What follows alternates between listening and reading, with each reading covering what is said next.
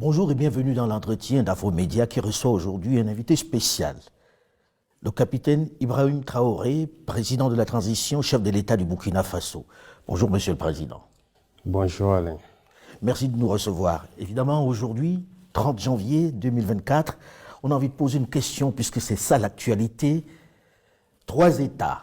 Monsieur le Président, qu'est-ce qui s'est passé? Pourquoi décider de sortir de la CEDEAO? Merci. Comme vous dites, c'est une question d'actualité. C'est intervenu le dimanche dernier, cette décision de retrait de ces 3 pays regroupés au sein de l'AES. Ce n'est pas de gaieté de cœur que de tourner le dos à une organisation, mais c'est à l'issue d'une analyse profonde.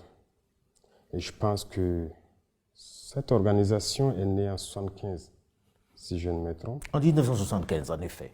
Avec des chefs d'État, pour la plupart militaires d'ailleurs. En tout cas pour ce qui concerne l'AES, ils étaient tous militaires. Absolument. Je pense que c'était une volonté donc d'intégrer les peuples, de faire de l'épanouissement de l'économie, de la solidarité, de l'entraide, en tout cas des vertus panafricanistes qui ont conduit donc les chefs d'État à créer donc cette organisation. Malheureusement, au fil du temps, l'organisation a perdu ces valeurs-là. Et aujourd'hui, le constat est clair. Je pense que depuis plus d'une décennie, les républiques sœurs du Mali, du Niger, sont en guerre contre le terrorisme.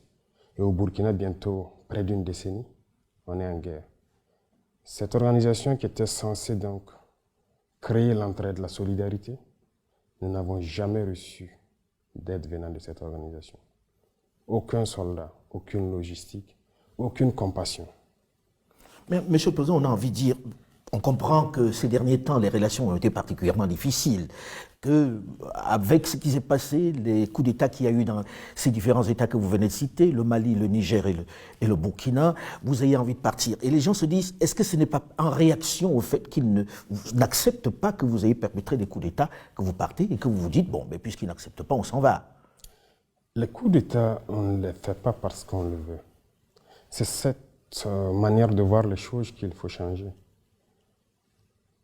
Vous êtes d'accord avec moi que d'abord ces États en crise, pour faire un coup d'État et assumer ses responsabilités, c'est très lourd. Mais si on le fait, c'est parce que nous avons une envie d'amener nos peuples donc vers une certaine souveraineté, parce que nous connaissons l'origine de cette crise. Et je pense qu'on devrait être accompagné. Les gens sont fiers de citer, il y a tant de millions de déplacés dans ces contrées-là. Mais qu'est-ce que vous faites pour les aider? Rien. Est-ce que vous avez le sentiment que c'est les militaires qui sont plus susceptibles de régler ces problèmes-là que les politiques, les civils? C'est votre sentiment? Tout le monde pourrait le faire. Mais comment vous l'expliquez que ce soit les militaires qui prennent la main et qui disent on ne veut plus de civils? Non, les militaires n'ont pas dit qu'on ne veut plus de civils. C'est par devoir de patriotisme. Lorsque la nation est en péril, à un moment donné, il faille prendre des décisions importantes.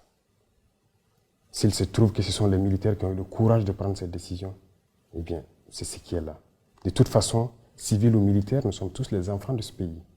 Et quiconque est animé donc de ce sentiment de pouvoir libérer son pays, il pouvait le faire. Donc ce n'est pas une question de militaires. Ailleurs, des militaires ont réussi.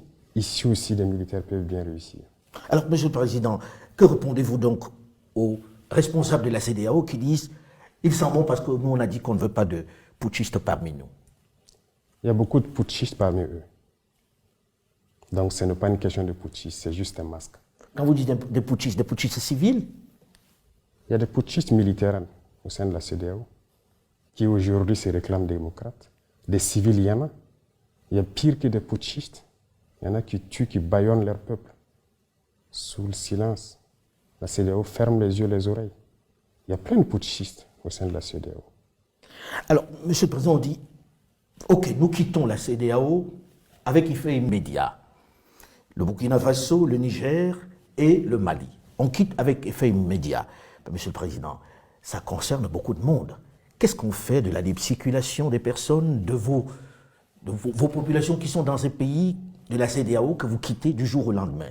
Comment ça va se passer exactement? Parce que les textes disent qu'il faut au moins une année pour pouvoir mettre tout ça en œuvre. Or là, vous dites non, c'est fini maintenant. Oui. D'abord, vous dites que les textes disent, mais eux-mêmes n'ont jamais respecté leurs textes. Ça se fait à la tête du client, c'est ce que nous avons remarqué. Les sanctions infligées au Niger, ça n'existe nulle part dans les textes. Donc les premiers qui violent ces textes-là sont ces soi-disant démocrates. Nous quittons, mais nous restons panafricains. N'importe qui en Afrique, un Africain qui veut venir au Burkina, il est le bienvenu chez lui. A priori, mais dans le sens contraire, ça va être compliqué. Quelqu'un qui est au sein de l'AES, on va en parler de l'AES dans un instant, quelqu'un qui est au sein de l'AES, on peut lui dire, il ne peut plus aller au Burkina, il ne peut plus aller en Côte d'Ivoire, il ne peut plus aller au Ghana. Ça devient un peu plus compliqué pour ceux qui font leurs affaires là-bas. nous verrons et nous saurons quelles mesures prendre en temps opportun. C'est bien réfléchi, Monsieur le Président, ce départ de la CEDEAO? Bien sûr, très bien réfléchi. Ce n'est pas un coup de cœur, ce n'est pas un coup de colère. Si c'était un coup de colère, on l'aurait fait depuis longtemps. Je pense qu'on a pris le temps d'analyser la situation, de peser beaucoup de choses et enfin de décider. Donc si c'était un coup de cœur dès les premiers moments de certaines sanctions, le peuple a été assez résilient, il faut le dire. Ils ont souffert. Donc pendant ce temps, on pouvait décider dans la colère. Maintenant, on a pris le temps d'observer, d'analyser la situation et de nous convaincre nous-mêmes de nos forces avant de décider. Et vous avez pris tout le monde par surprise. Autre élément dans cette nouvelle façon de dessiner l'Afrique de l'Ouest, l'AES, l'Alliance des États du Sahel. Monsieur le Président, est-ce viable l'AES? Sur le papier, c'est très très séduisant, mais est-ce viable? Vous savez très bien que c'est plus que viable. Vous savez, pendant longtemps, on a maintenu nos peuples dans une certaine philosophie, tendant toujours à nous faire croire que nous ne pouvons rien sans les autres. Aujourd'hui, notre mission à nous, c'est d'éveiller la conscience. Vous le faites très bien d'ailleurs. Merci. Et j'apprécie beaucoup. Il faut qu'on arrive à éveiller les consciences, que les jeunes se rendent compte de ce qui se trouve chez eux. Une organisation pareille, il faut d'abord se rendre compte de ses forces, peser ses faiblesses, et à l'issue de cette analyse, vous décidez. L'AES est très bien viable. Que ce soit en termes de regarde les économies, Monsieur le Président, si je vous permettez, c'est des économies qui sont très intégrées. Vous produisez la même chose, vous faites exactement la même chose. Qui va vendre à qui? Comment ça va commercer? Et qu'est-ce qu'on fait du fait que ce ne sont pas des pays qui ont au moins une ouverture sur la mer? Les chiffres, c'est une chose. L'économie aussi, vous savez, nous sommes là il y a très peu de temps. Mais l'économie a été, je dirais, un peu déchirée par des régimes passés. Sinon, nous devrions avoir des économies très fortes aujourd'hui. C'est ce que je dis, en analysant nos forces, on se rend compte que nous ne devrions pas être à cette étape. On devrait être beaucoup loin. Quand vous prenez l'AES, en termes de population, en termes de superficie, on est très bien. En termes de production, normalement, les États de l'AES ne devaient rien importer en ce qui concerne les produits agricoles, l'alimentation. Aujourd'hui, nous sommes conscients de ça et nous sommes en train de tout faire pour que nous n'importions rien en ce qui concerne ce que nous consommons. En termes de richesse, que ce soit naturel, quand je dis les richesses naturelles, il y a des richesses souterraines, mais il y a aussi en surface. On crie partout que les Africains meurent de faim, de soif, ainsi de suite. Des projets inventés par-ci, par-là, par exemple pour nous donner de l'eau potable. L'AES est une grosse réserve d'eau souterraine, et même en surface. En termes de ressources minérales, on n'a rien à envier à quelqu'un. Et dans la nature, quand vous prenez des produits comme, j'aime le dire, le karité, c'est une richesse naturelle. Nous ne l'avons pas planté. C'est Dieu qui l'a donné. Mais c'est très riche. Les gens le prennent, ils le transforment. Donc nous sommes conscients de nos potentialités. L'AES n'a rien à envier à quelqu'un. Pour vous, l'AES peut se suffire, être un ensemble intégré qui fonctionne normalement? Parfaitement. Monsieur le Président, lorsque l'on regarde la démarche qui vient d'être entreprise par ces trois États, très concrètement, on écoute un peu partout le fait qu'il y a besoin qu'ils soient en train de travailler avec d'autres sur un sujet qui est le sujet le plus important aujourd'hui, la sécurité. J'ai envie de demander, Monsieur le Président, aujourd'hui, vous êtes là depuis un certain temps déjà, ça fait plus d'1 an, quel est votre bilan dans le domaine de la sécurité, avant qu'on ne parle de ces trois États en matière de sécurité? Dans votre cas, au Burkina Faso, une bonne partie du territoire est encore entre des mains des terroristes. Qu'est-ce que vous avez pu faire depuis que vous êtes là, dans ce domaine-là? Très bien. C'est la priorité en fait pour nous. Comme vous avez dit, c'est terroriste, c'est tuer, brûler, déplacer les populations, s'accaparer des terres. Mais je peux vous dire à l'instant T, comme je le disais dernièrement, il n'y a pas cette portion du territoire où nous voulons partir et que nous ne pouvons pas partir. Aujourd'hui, vous allez sur tout le territoire? Partout. Des territoires qui étaient sous contrôle, si on peut le dire, depuis 3 à 4 ans. Nous mettons pied. Mais pourtant, on parle de plus d'attaques qu'autrefois lorsqu'il y avait des armées étrangères sur le territoire. Ah oui, vous êtes sûr? Plus d'attaques, c'est relatif. Aujourd'hui, nous sommes à l'offensive pour la plupart des zones. Nous ne sommes plus dans une posture de défense. Nous partons vers l'ennemi, nous cherchons l'ennemi. Lorsque nous avons décidé de prendre notre destin en main, comme on aime le dire, c'est une décision assez importante et très courageuse. Et lorsque vous décidez comme ça, toutes les cellules dormantes se réveillent d'un coup. Et c'est à ce moment que vous vous rendez compte de l'ampleur de la situation du terrorisme. On s'est bien rendu compte. Mais pour faire la guerre, il y a d'abord le patriotisme. Il y a la logistique. Et il y a maintenant l'intelligence des situations. Le patriotisme s'est réveillé dans tout le Burkinabé. Que ce soit les combattants, que ce soit les populations civiles, vous les voyez bien contribuer. Ça n'aurait pas été possible il y a quelques années de cela. Pourquoi? Il faut savoir réveiller le patriotisme en chaque peuple. Les mettre en confiance, savoir que leur patrie, c'est la seule chose qui les reste. Ça, on a réussi à le faire. Voilà pourquoi lorsqu'on les demande de contribuer, ils le font. On a demandé aux gens de s'enrôler pour combattre partout où ils sont. Même aujourd'hui, si nous décidons que nous voulons 1 million de Burkinabés pour combattre, nous les aurons. Les volontaires pour la défense de la patrie. La défense de la patrie? Oui. Les gens sont prêts, ils sont engagés. C'est pas dangereux pour eux? Non, c'est leur patrie. C'est leur patrie. Partout dans le monde, les gens se sont battus pour leur patrie. Monsieur le Président, lorsque l'on dit ça, on a envie de se poser la question de savoir, ce terrorisme dure depuis un moment déjà dans nos territoires, avec des armées qui sont venues et des sommes extraordinaires dépensées, de l'arsenal militaire de qualité jusque-là. Comment expliquer que d'un coup, vous décidiez que tous les trois, vous allez combattre ça sans les autres? Est-ce que c'est réaliste? Qu'est-ce qui fait que ce soit plus possible aujourd'hui qu'avec ces armées qui étaient là? C'est plus que réaliste. Il y a eu plusieurs situations. Nous avons eu la chance de faire le terrain. Beaucoup d'autres officiers que vous pourrez croiser ont eu la chance de faire le terrain et ont manœuvré avec ces armées étrangères. Sur votre propre territoire, on vous fait des restrictions. Ils font ce qu'ils veulent. Ce qui est encore plus surprenant, imaginez, vous avez dit avec toute la technologie qu'ils avaient, ils ont actuellement peut-être des satellites qui observent tout, ils avaient des drones, des hélicoptères, tout type d'appareils. Mais on ne voyait jamais les terroristes. Aujourd'hui, nous avons décidé de faire la guerre. Mais vous vous rendez compte? On les retrouve tous les jours et on les fouette. Donc, il y a un problème. Pour vous, il n'y avait pas une réelle volonté de les combattre alors? Aucune volonté de les combattre. S'ils le voulaient, ils pouvaient le faire. Les terroristes n'auraient jamais atteint ces niveaux.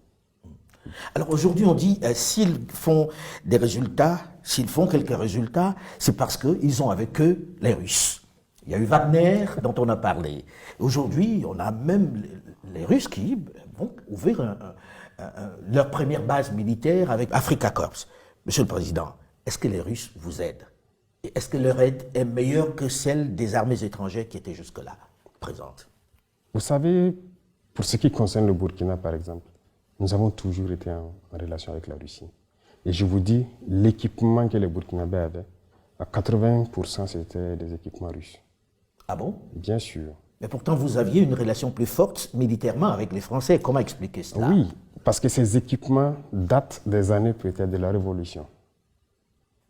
Bien sûr. Nous avons des équipements qui datent des années de la Révolution, qui combattent toujours, les équipements russes et coréens, nord-coréens, qui combattent toujours dans notre armée. Ils sont plus efficaces? L'armée a été délaissée, n'oubliez pas ça. Depuis les années 90, avec le soi-disant programme d'ajustement structurel, tout a été dénaturé. Il y a des militaires qui montaient la garde avec des bâtons. On a désarmé l'armée, nos armées. Ça a été bien préparé. Plus d'équipement, plus rien d'entraînement, rien. Les gens portaient juste la tenue. Et le terrorisme s'invite à la danse, quelques années plus tard. Et ça chante sur tous les médias. Ils sont incapables de lutter. On viendra les aider. Et le terrorisme ne fait que gagner du terrain. Aujourd'hui, avec la Russie, la relation est d'abord stratégique. Ça, je pense que vous le comprenez beaucoup mieux que nous. Et avec la Russie, il n'y a pas cet équipement que nous souhaitons payer avec eux, qu'ils ne vendent pas. Les autres nous font des restrictions. Ils vous disent, vous ne pouvez pas acheter ce type d'armes. Bien sûr. Or, les Russes vous vendent tout ce que vous voulez. Tout ce qu'on veut. Jusqu'à l'instant T où je vous parle, on nous bloque des licences de certains avions. Il y a des armes, types d'armes qu'ils ne vont jamais nous vendre. Et comment on vous l'explique, ces restrictions? Ça vous, je pose la question, où est l'amitié? Qu'est-ce qu'ils veulent? Il y a beaucoup de pays, les Russes, les Chinois, les Turcs, les Coréens, ainsi de suite. Il n'y a aucune restriction. Avec l'Iran, tout ce qu'on veut, ils vont nous faire le point. Si on peut payer, on paye. Mais avec ces États qui étaient là, soi-disant nos amis, il y a des restrictions. Il y en a même qui sont arrivés à nous dire qu'ils ne peuvent rien nous vendre qui est létal. Ah oui? Oui. Donc vous faites la guerre, vous ne pouvez pas tuer celui qui est en oui, face les de vous. terroristes, lui, nous tuent. Mais nous, on a peut-être le devoir de ramasser des cailloux, peut-être même le caillou est létal. Tout ce qui est létal, qu'ils ne nous vendent pas. Voilà leur principe. Alors aujourd'hui, avec la Russie, qu'est-ce qu'ils prennent en retour? On sait bien qu'il n'existe pas d'amitié entre les États. C'est toujours des intérêts. Chacun vient pour ses intérêts. Alors aujourd'hui, il y a la peur d'un certain nombre de personnes de voir qu'on a changé un maître pour un autre. Or, je vous connais un tout petit peu pour savoir que vous n'êtes pas dans le remplacement d'un maître par un autre. Que vous donnez-vous aux Russes très concrètement pour qu'ils soient là? Est-ce qu'ils prennent des minerais? Comment vous les payez? Est-ce que vous êtes en train de vendre une portion du territoire? C'est quoi le deal? Si c'était ça le deal, de quitter vraiment un maître pour un autre, on préfère mourir. Parce que quand on dit la patrie ou la mort, ça a tout son sens. Non, ce n'est que du média mensonge encore. Et malheureusement, on avait même vu des chefs d'État qui sont tombés dedans, qui sont allés raconter du mensonge, soi-disant qu'on a donné des mines à des Russes, à notre partie sud. Archi faux. Il n'y a rien de donné aux Russes. Archi faux. Même pas une mine. Pourquoi donner? Si les Russes veulent une mine, on a le code minier. Ils viennent s'intégrer dedans. On leur donne le permis, ils payent les impôts et ils font tout ce qu'ils doivent faire comme les autres. Mais avec quoi vous payez alors les Russes? Ils ne viennent pas pour vos beaux yeux. Ah oui, avec quoi on les paye? D'abord, les Russes sont arrivés quand au Burkina, c'est la dernière fois que des instructeurs sont venus parce qu'ils doivent venir instruire les militaires sur des équipements. Et c'est avec tous les pays d'ailleurs. Ce n'est pas les Russes seulement. Quand on signe un contrat pour acquérir un équipement, on signe le contrat avec la formation. Il y a plein de Turcs ici. Pourquoi ils n'en parlent pas? Qui, eux, sont spécialisés dans les drones plutôt. On a payé des drones avec la Turquie avec un contrat d'assistance. Il y a plus d'un an. Tout le temps que nous sommes là, il y a des Turcs qui sont là. Pourquoi on n'en parle pas? Ils sont là, ils nous appuient. Ils ont formé nos équipages en Turquie. Ils viennent ici, ils les assistent. Et ils continuent de les former dans le pilotage, la maintenance et tout. On a le contrat sur un temps donné.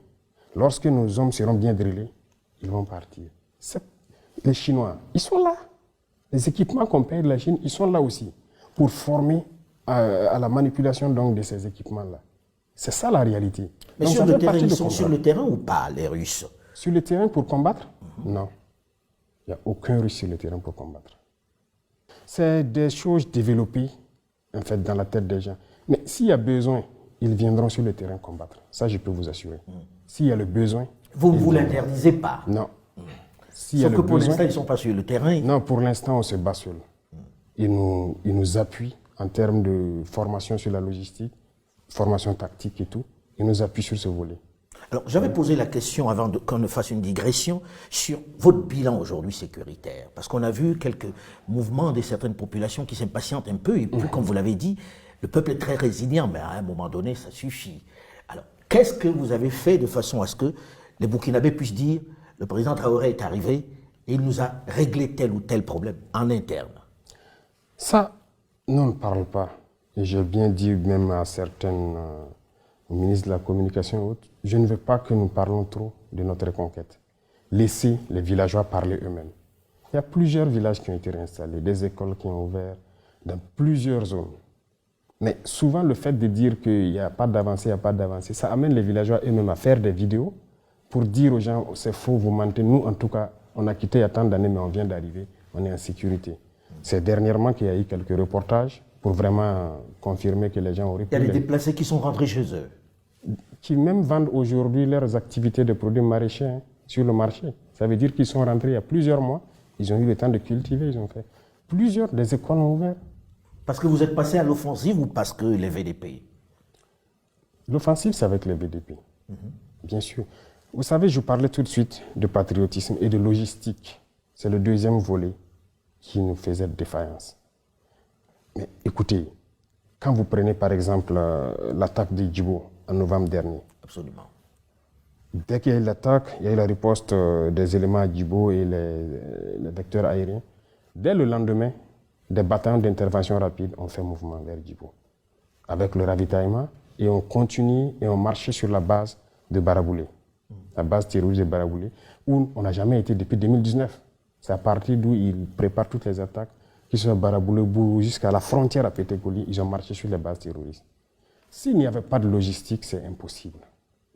On allait s'asseoir, planifier l'opération. On prend déjà un mois, plus d'un mois. Chercher à rassembler la logistique et les hommes. C'est comme ça que ça se passait. Et pour rassembler la logistique, je vous fais une confidence. Il est arrivé des moments, lors de certaines opérations ici, qu'on aille emprunter des armes avec des pays voisins, venir faire l'opération, nettoyer et aller remettre. Mais aujourd'hui, tout ça, ça fait qu'on a une très mauvaise image de nous. Aujourd'hui, dès qu'il y a une attaque, on a dit aux bataillons d'intervention rapide, vous bougez. Parce qu'ils sont entièrement équipés, prêts au combat. On n'a pas un petit délai à perdre. Et immédiatement, ils décollent et ils foncent au combat. C'est comme ça que ça se passe maintenant. Et on a plusieurs bataillons qui sont équipés, qui sont positionnés un peu partout dans le pays. Et c'est ça aussi, la montée en puissance en termes logistiques et tactiques.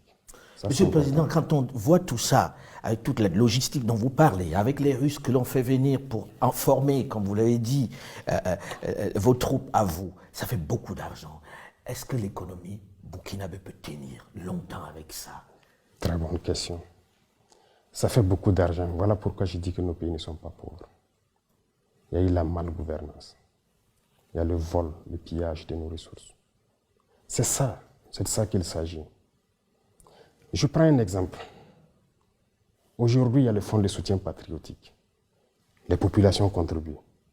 Et on entretient en grande majorité donc les volontaires pour la défense de la patrie avec. Mais et le reste de l'armée qu'on est en train d'équiper, tous ces moyens qu'on est en train d'acquérir, c'est la gouvernance, les finances. Il y a des ressources, on a des potentialités.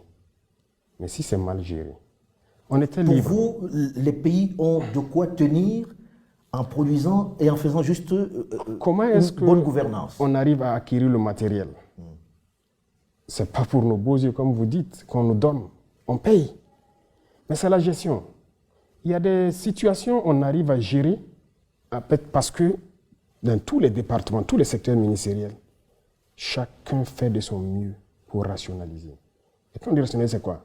Vous savez, il y a cette habitude de corruption au haut niveau, de surfacturation, parce que lorsque quelqu'un fait les élections, surtout en Afrique ici, c'est comme une entreprise.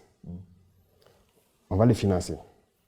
C'est l'habitude ici. Ils distribuent des billets pour qu'on les vote. C'est un investissement. Et dès qu'il arrive, il est obligé de payer pour rentabiliser, pour rembourser. Il n'y a pas ça avec nous. On n'a pas de compte à l'extérieur. On n'a rien. On n'en veut pas. Tout est orienté vers la guerre. Si vous prenez le domaine du pétrole, vous savez que l'État subventionne le pétrole, les produits pétroliers, l'essence, le gasoil, pour que les Burkinabés payent ça moins cher. En 2022, par exemple, les subventions étaient autour de 400, presque 500 milliards. 400 et quelques, que l'État paye. 500 milliards de francs CFA. En 2023, on est à moins de 100 milliards de subventions. C'est-à-dire que vous avez fait une économie de 400 milliards de subventions. Comment vous expliquez ça? On était libres, nous aussi, lorsque les gens font leurs propositions, de dire à la société, la SONABI, OK, telle personne va faire une proposition à tel prix, mais vous prenez à tel prix et les ressources, vous nous donnez. On part ouvrir nos comptes offshore et on met dedans. C'est comme ça se passe. Et on vous tient à partir de ce moment-là, quand vous avez ouvert des comptes à l'extérieur. Mais bien sûr, si vous vous amusez, on dit on va geler vos comptes. Nous, on n'a pas de compte. Donc, tout est orienté vers la guerre. Ces économies, c'est l'équipement. Oui. Monsieur le Président, il y a eu une longue discussion sur le fait que combien de temps vous allez rester. Quand est-ce que vous organisez des élections? Combien de temps va durer la transition?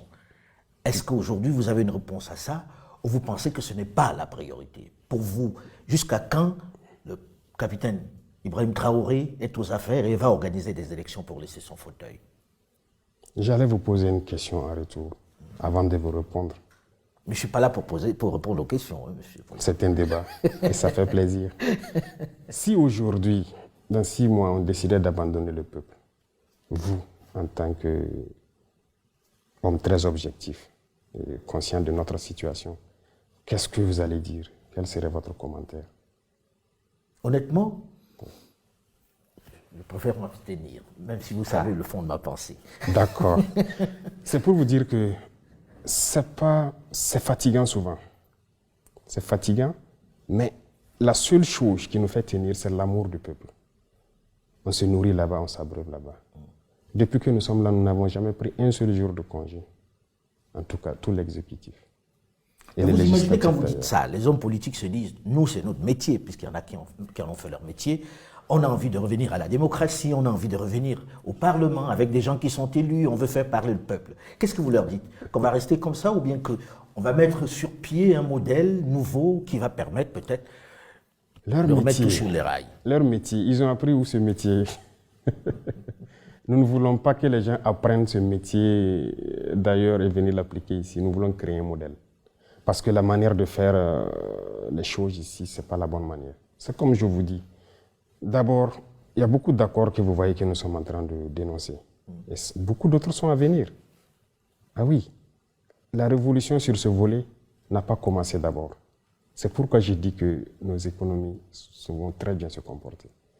Les gens signent des accords pour leurs propres intérêts, comme je dis, c'est des investissements. Malheureusement, les chefs d'État africains, ceux-là qui se mettent dans ces girons de métiers, de politique, là, n'ont pas compris toujours. Je pense que les faits d'antan devaient les donner beaucoup de leçons, telles que les Bokassa et autres. Ils continuent de piller les ressources de leur pays, aller investir chez eux. Comment est-ce qu'on peut donner... Je ne sais pas comment je vais expliquer. C'est inconcevable. Mais pour vous, Monsieur le Président, aujourd'hui, il n'est pas question de parler d'organisation d'élections, de fin de transition? Ah oui, on va organiser les élections comment à l'instant T? Donc il faut remettre tout à plat. D'abord non, hormis le système qui est en place, qu'il faut revoir, les élections, ça concerne tout le Burkina Faso. Vous pensez qu'ils sont prêts aujourd'hui à aller à Solé, aller à Falangonto pour faire les campagnes? Mais c'est des Burkinabés, ils doivent voter.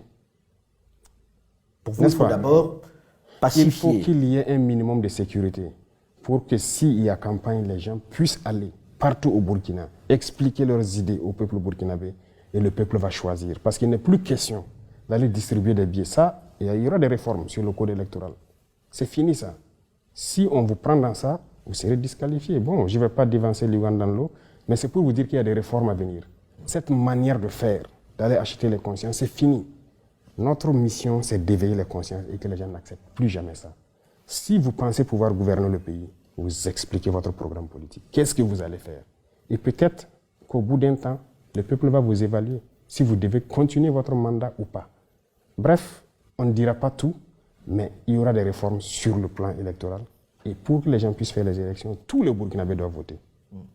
Monsieur le Président, je reviens à l'AES, qui est quelque chose d'important pour vous, puisque vous en faites le cheval de bataille dans cette guerre. Quelles sont les relations avec les autres chefs d'État du Niger et du Mali?